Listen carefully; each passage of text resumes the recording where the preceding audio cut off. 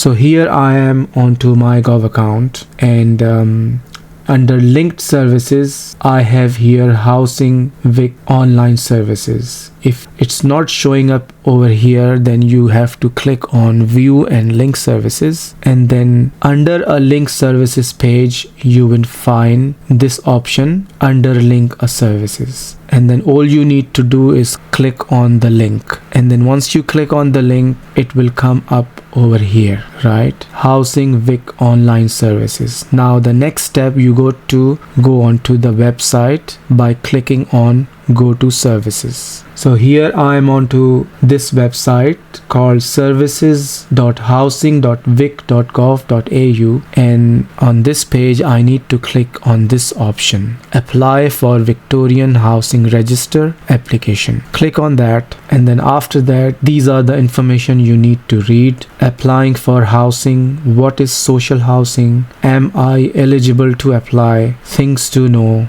what do you do with my information, and then you click on apply. So you click on apply here, and then you start filling out this form. The first question is, are you currently living in public or community managed housing, or have you recently left due to safety issues? So you got to click no or yes, whatever is your answer is, and then you click on next. And then here, if you look at the top of this page, you need to fill out all these information.